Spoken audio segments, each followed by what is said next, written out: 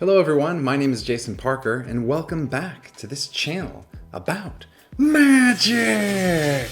And real quick, before we get started, I've got a random question for you. The question is, if you could morph two animals to make one super animal, what two animals would you choose and why? Leave your answers below in a comment and I will smash heart. And if you stay till the end of this video, I'll give you my own answer as well. And today we are looking at a performance by Garrett Thomas. He is a well-known name in the magic community. He's a creator of many magical effects. And because of this, because I've heard his name before, I'm very excited, of course, to see what he's got in store for us. So let's just hop right in.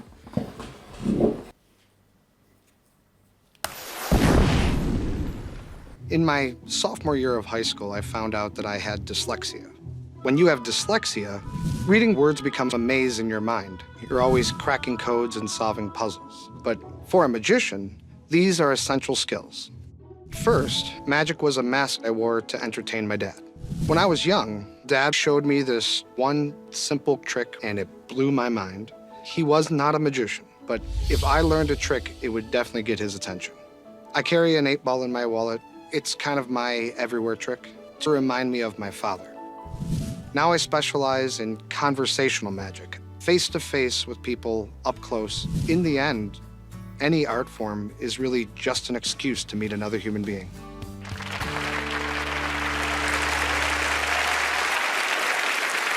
Please welcome Magical Ringmaster Garrett Thomas.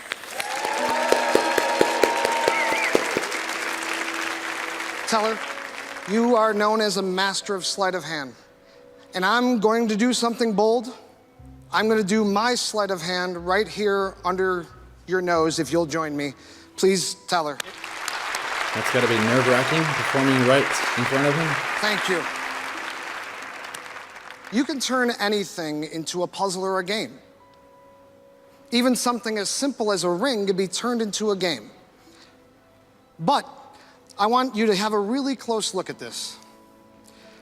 Examine my hand.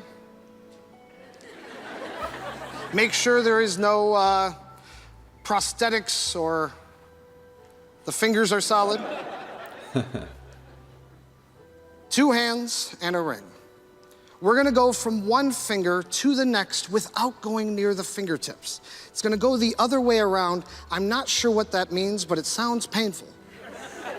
From here to there without going near the top.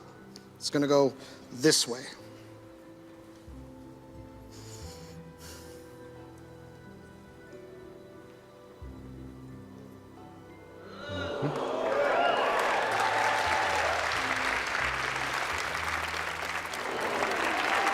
It is painful, but all the way through all 4 fingers, just like so.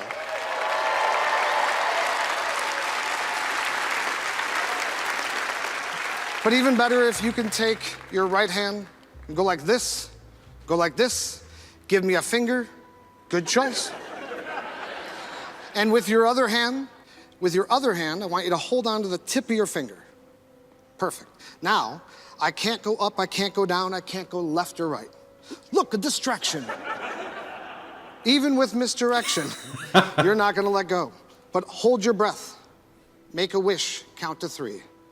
Willy Wonka?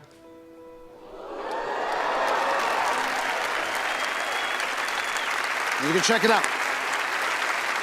Okay, now this effect is something that I have seen before. Actually, I've seen, I think, another magician performing an effect very similar to this one, but I've seen that this is one of the effects Garrett Thomas sells, so if you want to learn how to perform this, you can. It's called Banded. You can find it online and you could buy that too. So I'm guessing that Teller has probably seen or heard of this one before as well, because I think this effect has been out for something like 8 or 10 years maybe. That being said, I have not bought the product myself, so I haven't seen the instructions. I just have some kind of concept in my mind of how it would work. And right now, I've got to say, to me, it's very confusing that he was able to hand it out to Teller to examine. If Teller doesn't see anything wrong with that ring, then either it's like a extremely well-crafted prop and it's impossible to see anything wrong, or Garrett was doing some kind of switch, but I didn't see anything like that happen. It seemed like he was handling it very cleanly. He pulled it off of Teller's finger, he showed it, and then just handed it directly to Teller. So that, I've got to admit, is pretty confusing. Pretty fooling. Right now, off the top of my head, I'm thinking, well, either Fool Us chose to cut out the moment where a switch could have happened, or Garrett Thomas is just really good with his sleight of hand and we didn't see him doing anything and it just looked like he handed it out fairly. Either way, he's very good. He's obviously very talented. But yeah, those are my thoughts so far. Let's keep going. Everybody thinks it's the ring. There's an old saying that suggests that something's gotta give. But why would the magician give you the ring if it's the ring that gives? And if it's not the ring that gives, you have to ask the question, what gives?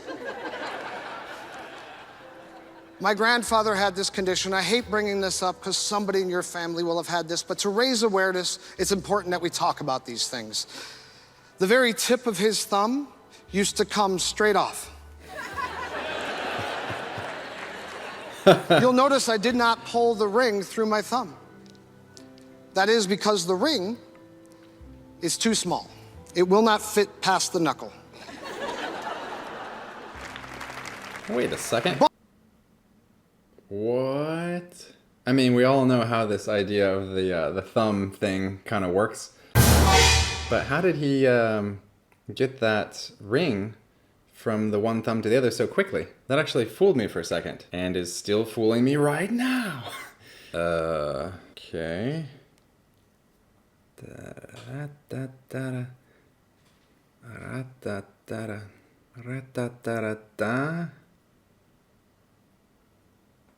Yeah, how would he so quickly transfer it to the other thumb? That, to me, is the most impressive part already. That was very fast. I don't know how I did that. I'm gonna have to watch that again a little bit later. Because right now, let's keep watching the act and see what's coming next. But it got worse for me. It spread. Not the top of the fingers, but all the way down.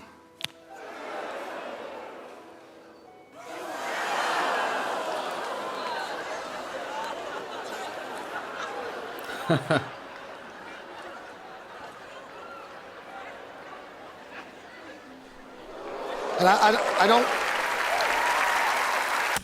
That was really well done. I've actually seen that effect performed by other magicians as well, but I actually had never seen the option where he showed the front and showed the back and showed the front again, like transitioning between those positions and still having this illusion of the finger completely missing. That was really cool.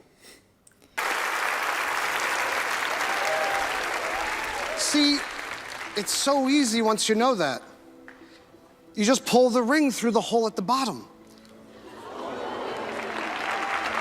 This is precisely why we don't tell you how it's done. Because knowing it ruins the whole thing.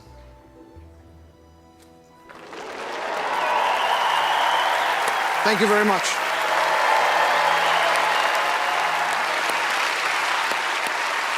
Garrett Thomas, everyone! Hi! Wow, that was pretty bold, doing it right under Teller's nose. Yes, and I am very much out of my element. I never do stage magic.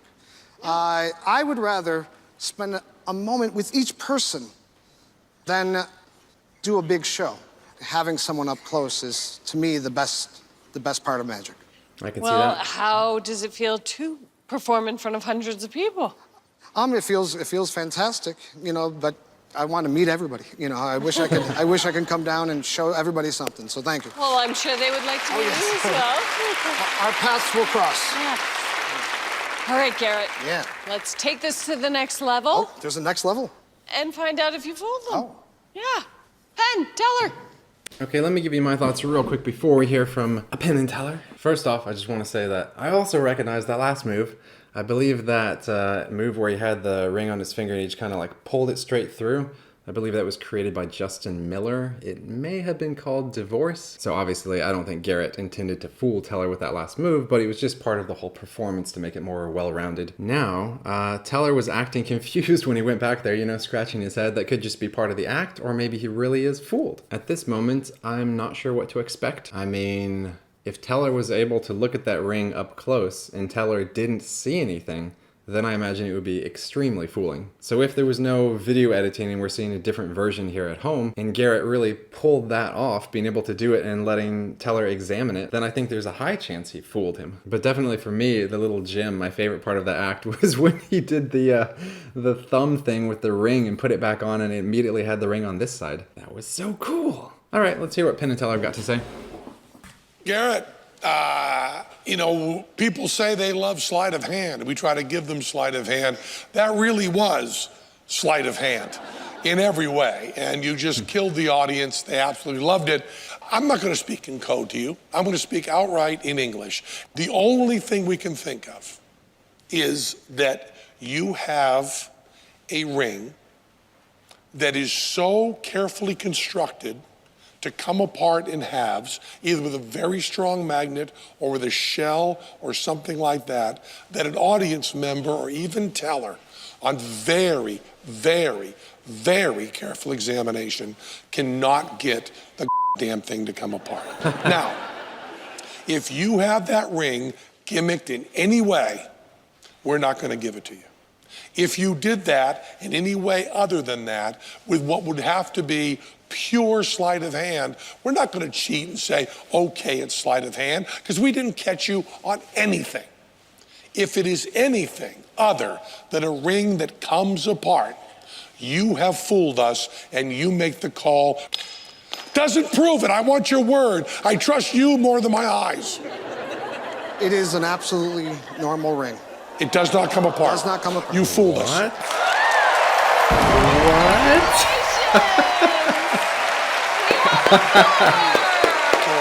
Wow. That's crazy. Garrett Thomas! Thank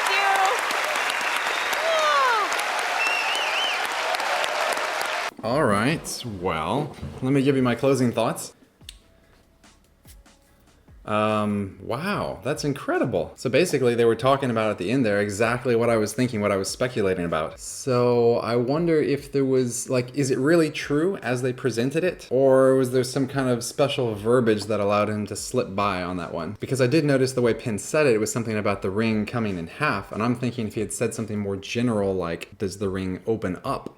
Maybe that would have been a different answer. But at the end, Penn said, is it gimmicked in any way? And Garrett indicated no. So the only other thing I could imagine that would allow this statement to be true, and how should I say this without giving anything away, is that there was some kind of dual reality going on there. And I'm not using that terminology in the traditional sense that you might think from a mentalism perspective. I'm just trying to speak in code and give you my little hint about what it might have been. I understand they're saying, yeah, it's all pure sleight of hand, but I think it's impossible. It could not have been purely sleight of hand and nothing else. That's just my take. But I thought that Garrett Thomas did an amazing job. Obviously, I loved his performance. It was well crafted. He had interesting things to say throughout. And of course, his performance, his sleight of hand was very good. He fooled them. And it really made me laugh, that part where he was starting to get serious, saying, I think we all have a family member we've experienced who has this kind of problem before, that the thumb comes off, And then it was just a joke. I enjoyed that. Smash like if you enjoyed it. Also, leave a comment below. What did you think about Garrett's performance? And now we come to that part of the video in which I will read you a short story, less than half of a page most often. There we go, this one's incredibly short. Chapter 21, The Boys and the Frogs. Some mischievous boys were playing on the edge of a pond, and catching sight of some frogs swimming about in the shallow water, they began to amuse themselves by pelting them with stones, and they killed several of them. At last one of the frogs put his head out of the water and said, "Oh, stop, I beg of you. What is sport to you is death to us, because that's how frogs talk." Alright, so these are old stories. What were they trying to teach boys hundreds of years ago? Not to be evil little maniacs, killing animals and creatures alike? That could be a very direct message, but is there any kind of metaphor here, any deeper meaning? I mean, don't be cruel, don't hurt others for your amusement, or perhaps stop and consider what you're doing, what you think is fun and amusement, like consider that you might be hurting someone. In this situation, it's really obvious because they were killing the frogs, but imagine that you're just having a little bit of fun with a colleague at work and you got to stop and think like, hey, am I actually hurting them? Are they gonna go home and be depressed? You know what? Actually, not even work and colleagues. Let's apply that to like high school and middle school where bullying and that kind of environment is more common. I think kids need to be a lot more sensitive to each other, but I don't think any kids that age are watching my videos. At least not according to my YouTube analytics demographics chart. So someone else is gonna have to get the word out to these kids to stop being cruel to each other. Suddenly this is an anti-bullying campaign. All right, okay, so there's some deeper application here for the rest of us who are adults. I don't know, it's kind of tough when they're this short and there's no moral of the storyline. There's not a lot of depth to get out of there. What is sport to you is death to us. I guess it's one of those things just about considering the perspective of other people, right? Taking yourself out of your own head to consider someone else's interior of their head. Walk a mile in someone else's shoes. Walk 5 minutes in someone else's face mask. Not recommended. If you have any other interpretations for this story, let me know in the comments below. And thank you guys for watching this video. Now I will give you my answer to that random question at the beginning of the video, which was if you could morph 2 animals to make 1 super animal, what 2 animals would you choose and why? I would choose a shark and a dolphin so that no one would know what I had done.